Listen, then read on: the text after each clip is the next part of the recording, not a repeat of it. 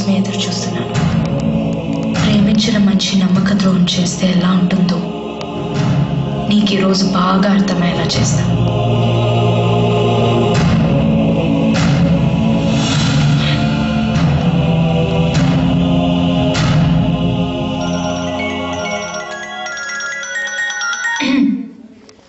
Hello. Hi Shravani, ఎక్కడ? Office guest house లో. నీతో ఒక ఇంపార్టెంట్ విషయం మాట్లాడాలి. ఓ 10 minutes లో అవి. ఓ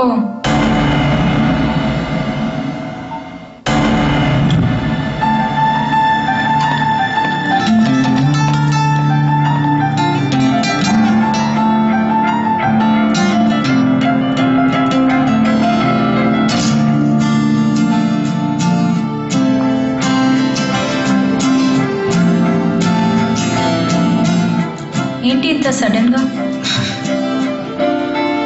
కంట్రోల్ దాటిపోయేవన్నీ సడన్ గానే ఉంటాయి శ్రావణి. క్లోజ్ ఫ్రెండ్స్ తో కూడా మనకు వచ్చే అన్ని ఫీలింగ్స్ చెప్పాం, కొన్ని దాచేస్తాం.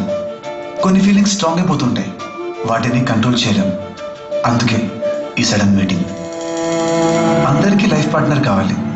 యాక్చువల్గా అది ఆల్రెడీ ఎప్పుడో డిసైడ్ అయిపోయి ఉంటుంది. అది తెలియకే అందరం తెగ. ఒక్కోసారి మన సోల్మేట్ మన పక్కనే ఉన్నా చూడం, చూసినా గుర్తించినా మాట్లాడడం. అలాంటి మిజరబుల్ స్టేజ్ నుండే ఈరోజు క్లారిటీకి వచ్చాను. చిన్నప్పటి నుంచి ప్రతి విషయంలో చాలా పర్టిక్యులర్గా నాకు నచ్చిన దాన్నే సాధించాలి. అంతకన్నా గొప్పగా ఏం వచ్చినా I don't want, because I didn't choose it. కానీ నిన్ను చూడగానే నా టేస్ట్కి తగ్గ పర్ఫెక్ట్ మ్యాచ్ దొరికిందని ఫీల్ అయిపోయాను. ఇందా కనిపించింది, ఇంకా ఎందుకు వెయిట్ చేస్తున్నాను? చెప్పేస్తే అయిపోతుంది కదా. చెప్పరా, చెప్పు. I love you.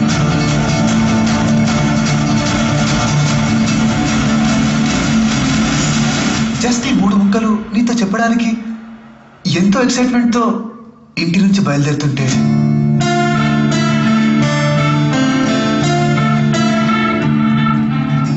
లైఫ్లో ఫస్ట్ టైం నేను మనసు పారేసుకున్న అమ్మాయి, ఫస్ట్ లుక్ లోనే నన్ను లవ్ లో పడేసిన అమ్మాయి శృతి. అన్ఎక్స్పెక్టెడ్ టైంలో, అన్ఎక్స్పెక్టెడ్ ప్లేస్ లో, మోస్ట్ అన్ఎక్స్పెక్టెడ్ చూపుతో నువ్వు చూస్తుంటే ఏ లవ్ అని ఫీల్ అయ్యానో అదే లవ్ ఎగ్జాక్ట్ గా శృతి కళ్ళల్లో కనిపించింది. అర్థం కాలేదు, నిజమా? ఇలా అవ్వద్దా? ఇద్దరిలోనూ ఒకటే ఫీలింగా, లేక నా జడ్జ్మెంట్ పోయిందా? అవును శ్రావణి, నా జడ్జ్మెంట్ పోయింది. యాక్చువల్గా నీకు కానీ శృతికి కానీ నా మీద ఎలాంటి ఫీలింగ్స్ లేవు. నేనే అలా ఫీల్ అయిపోయానంతే. నువ్వు కార్తిక్, నీ ప్రేమని అర్థం చేసుకున్నాను.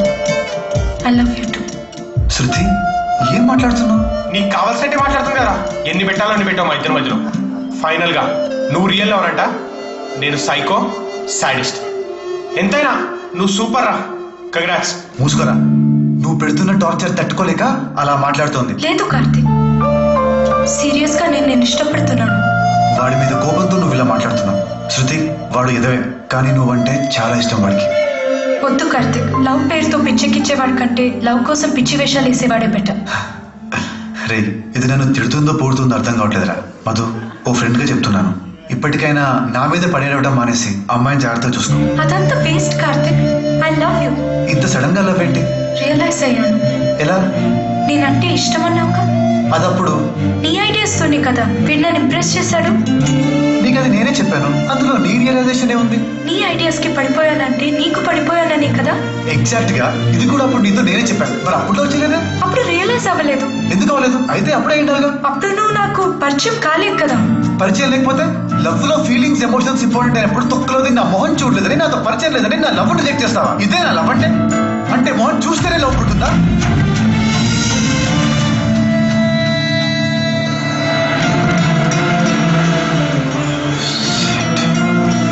నేను చెప్పే వరకు నన్ను చూడాలని కానీ కలుసుకోవాలని కానీ ట్రై చేయకూడదు. మర్చిపోయావనుకున్నా.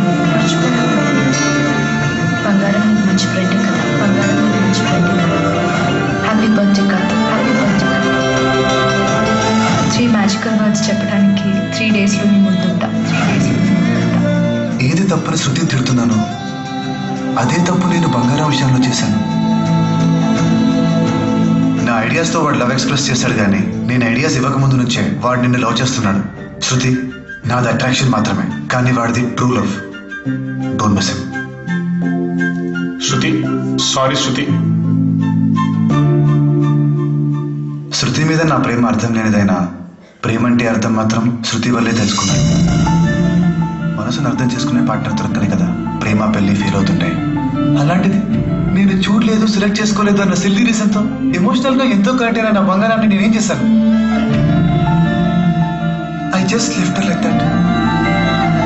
ముందు శృతిని నిజంగా చూపించాను, తేడా కొట్టేసరికి నిన్నట్టు పెట్టుకున్నాను.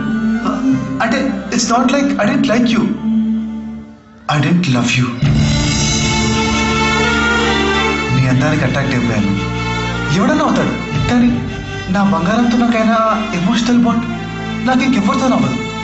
పాపం నేను చేసిన పనులకి పిచ్చిదైపోయింది. ఏమైనా సరే తిడుతుందా తిట్టి, కొడుతుందా కొట్టి, పడతాను. నా మోకాల మీద పడి క్షమించమని అడుగుతాను. తను ఏమన్నా పర్లేదు, ఐ డోంట్ కేర్.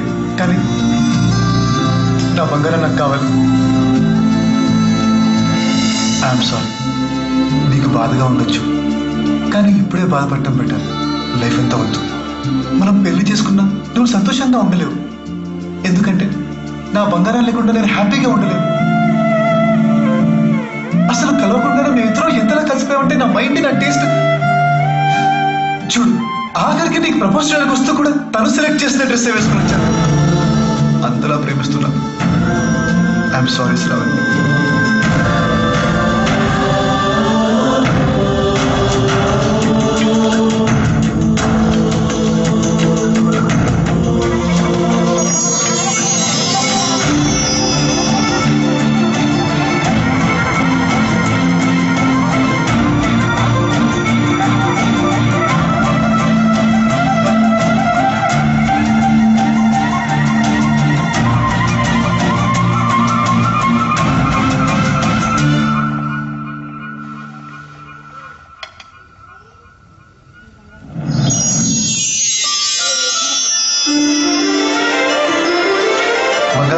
సారీ బంగారు. మరి పైన ఉందయ్యా. సారీ అండి.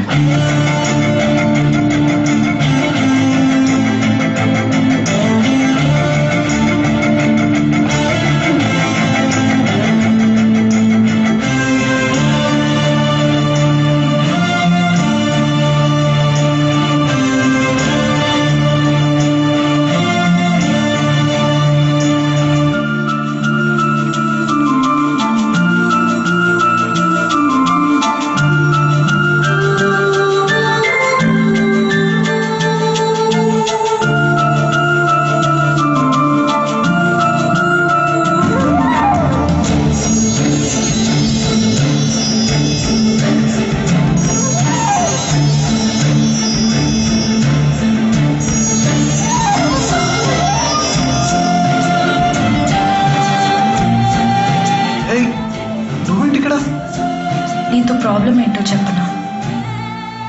ఇన్నాళ్ళు గుర్తించలేదు, ఇప్పుడు గుర్తుపట్టడం లేదు. నువ్వు ప్రపోజ్ చేస్తే రిజెక్ట్ చేద్దామని వెయిట్ చేశాను, కానీ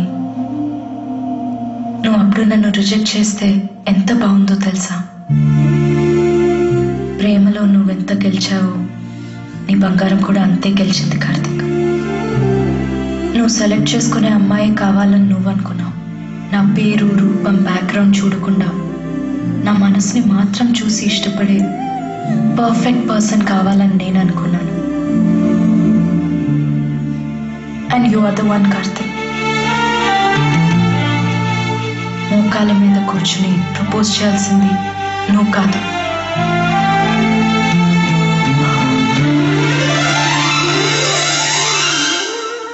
I'm sorry. Will you marry me?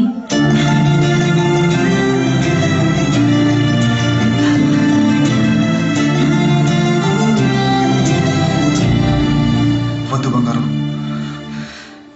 ఇది కరెక్ట్ కాదు.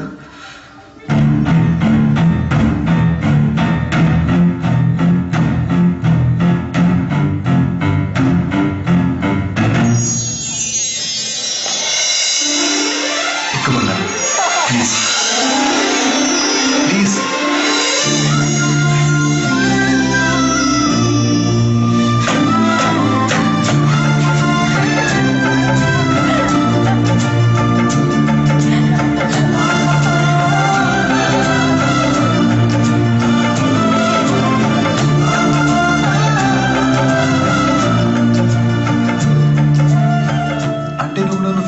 చూసావన్నమాట.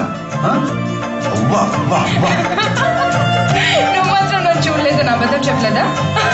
చూసింది నిన్ను కాదుగా. నన్ను చూడకపోయినా నా మనసు చూసాగా. బంగారం, నీకు నిజం చెప్పనా? ఏంటి? మరి నువ్వు ఫీల్ అవ్వకూడదు. ఏంటో చెప్పు. పొట్టల్ని